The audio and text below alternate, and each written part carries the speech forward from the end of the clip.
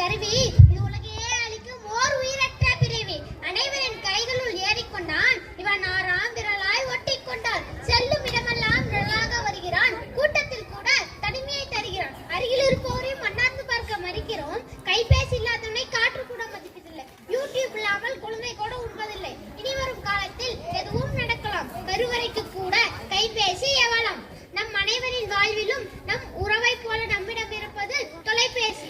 கடல் தாண்டி இருக்கும் நம் உறவினர்களின் முகத்தை பார்ப்பதற்கு, நம் இன்ப துன்பங்களை பகிர்ந்து கொள்வதற்கும் கிடைத்த ஒரு பொக்கிஷம் தான் இந்த கைபேசி. அப்படிப்பட்ட கைபேசி நமக்கு வரமே என்று பேச வருகின்றனர் மௌனிகா ஸ்ரீ, தினசூரியா, ரோஹித் சர்மா. மேலும் இந்த கைபேசி சாபமே என பேச வருகின்றனர் ஜி பிரசாத், ஸ்ரீமதி கதிரேஷ் ஆகியோர். நம் அனைவரும் பார்த்து ரசிப்பாமா குழந்தைகளே? அனைவருக்கும் வணக்கம். நம்ம எல்லாரும் இப்ப அவசரமான உலகத்தில் இருக்கிறோம். கொஞ்சம் யோசிச்சு பாருங்க. ஒரு காலத்துல பேசுறதுக்காக மட்டும் தான் கண்டுபிடிச்சாங்க இந்த கைபேசி. ஆனா இப்ப வயசான பாட்டில இருந்து இப்ப பிறந்த குழந்தை வரைக்கும் பயன்படுத்துறாங்க.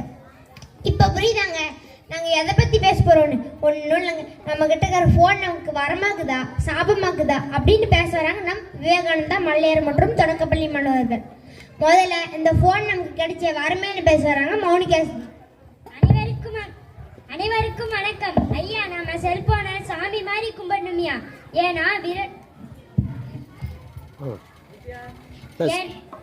விரல் நுனியில தகவல் தெரிஞ்சுக்கலாமியா. இந்த உலகமே நம்ம உள்ளங்கையில இருக்கு. இப்ப இருக்கிற இந்த உலகத்துல உனக்கு சமைக்க தெரியாதா?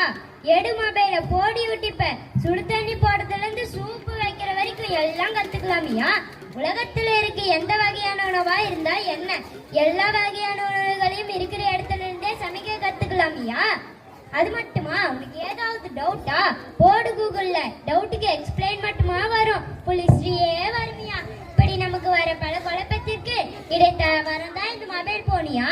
ஒரு ஆக்சிடென்ட் ஆயிருச்சு, ஒருவருக்கு பிளட் தேவைப்படுதுன்னா சோசியல் மீடியாவில ஷேர் பண்ணா போதும். ஒரு உயிரென்ன 1000 உயிரை காக்க முடியுதாயா? எப்படியா முடியுது? இந்த போனாலதான்யா. கடைசியான ஒண்ணு சொல்லிக்கிறேன். நம்ம ஸ்கூல்ல டான்ஸ் ப்ரோக்ராம் நடக்குது இல்ல, அந்த டான்ஸ் எல்லாம் எதை பார்த்தியா கத்துக்கிட்டாங்க? இந்த மொபைலை பார்த்துதான்யா. அதை பார்த்து கத்துக்கிட்டு இப்படி அப்படின்னு நல்ல இடுப்பை வளைச்சு ஆடுறாங்கய்யா. நான் என்ன சொல்ல வரேன்னா, நமக்கு கிடைத்த வரமே செல்போன்னு சொல்லி முடிக்கிறியா. நன்றி. அப்பப்பா, இந்த போன் நமக்கு கிடைச்ச வரனான்னு எப்படி ஒரு விளக்கம்? நீ சொல்றதும் சரிதாம்மா. கூகுள்ல ஒரு லோட் போட்டா அதுல வருது ஏகப்பட்டது. சரிப்பா, அடுத்து இந்த போன் நமக்கு கிடைச்ச சாபமேனு பேசுறாங்க ஜிவி பிரசாந்த். அனைவருக்கும் வணக்கம் ஐயா. இவங்க சொன்னதெல்லாம் சரிதாயா. அந்த காலத்துல தாத்தா பாட்டி எல்லாம் அத்தை மாமனே பல உறவுகள் ஒன்னா சிரிச்சு ஒன்னா பேசி இருப்பாங்க.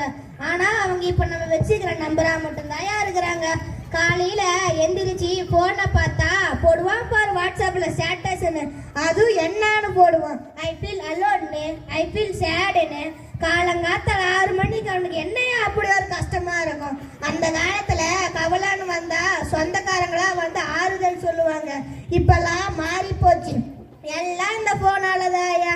இப்படிப்பட்ட உறவுகளையே விலக்கி வைக்குது இந்த போனு. எனவே நான் கூற வந்தது, இந்த போன் நமக்கு எடுத்த மிகப்பெரிய சாபமே ஐயா. நீ சொல்றதும் சரிதான்பா. எல்லாரும் வாட்ஸ்அப்ல ஸ்டேட்டஸ்னு போடுறாங்க பாரு, அந்த கொடுமையை தாங்க முடியல. இப்ப வாழ்க்கையிலயும் சரி வாட்ஸ்அப்லயும் சரி எல்லாரும் பாக்குறது ஸ்டேட்டஸ் தான். அடுத்து இந்த போன் நமக்கு கிடைச்ச வரமேல பேச வராங்க தினசூரியா. ஐயா, நான் ஒண்ணு சொல்றேன் கேளுங்க. கொஞ்சம்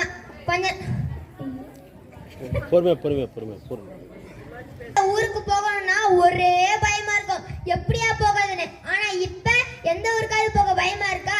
போடுங்கய்யா கூகுள் மேப்ப, எந்த ஊருக்கு வெளி வேணும்னு நம்மளே கேக்குதையா.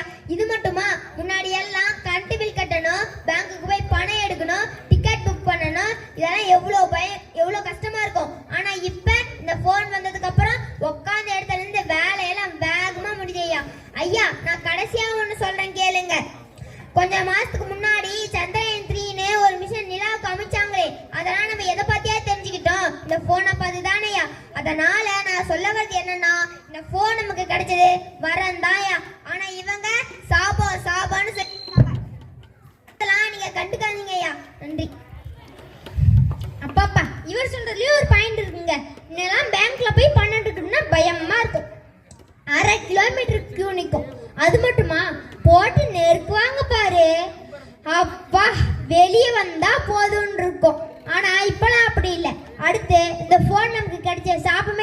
சொல்றாங்க ஸ்ரீமதி. ஐயா அவங்க சொல்றதெல்லாம் இருக்கட்டும். முன்னாடிலாம் பணத்துக்கே ஒரு மதிப்பு தான்யா. ஆனா இப்ப பணத்துக்கு மதிப்பே இல்ல. அதான் வச்சிருக்கிறாங்களே QR கோடு. கையில பணம் இல்லையா, கேட்டுங்க உங்க போனை QR கோட் முன்னாடி என்ட்ரி பண்ணுங்க அமௌண்ட் அப்படிங்கறாங்கய்யா. ஒருவேளை நெட் வேலை செய்யலன்னா, போன் ஒர்க் ஆகலைன்னா அப்ப பணத்தை எப்படியா அனுப்புவாங்க? அது மட்டுமா, போனை குழந்தைங்க அதிகமா பயன்படுத்துறதுனால அவங்க கண்ணு தான் கெட்டு போகுதுயா. LKG குழந்தைங்க கூட கண்ணாடி போடுற நிலைமை வந்துருச்சுயா. இங்க பாருங்க, பையன் அடங்கலையா, சோறு சாப்பிடலையா, இந்த போனை புடி அப்படின்னு போனை கொடுத்துட்டு அவங்க ஃப்ரீயா ஆயிடுறாங்கய்யா. அப்பெல்லாம் குழந்தைங்களுக்கு நிலாவை காட்டி சோறு ஊட்டுவாங்க. ஆனா இப்ப போனை காட்டி ஊட்டுறாங்கய்யா. இதனால குழந்தைங்களுக்கும் பெற்றோர்களுக்கும் இருக்கிற நெருக்கம் குறைஞ்சிக்கிட்டே இருக்கையா. மனசை விட்டு ஃப்ரீயா பேசுறதே இல்ல. அது மட்டுமா, போன்ல நிறைய தீய விஷயங்கள் இருக்கியா. அதனால நமக்கு இந்த போன் கிடைச்சது சாபம் என சொல்லி முடிக்கிறேன். நன்றி. அப்பா, என்ன ஒரு அருமையான பேச்சு.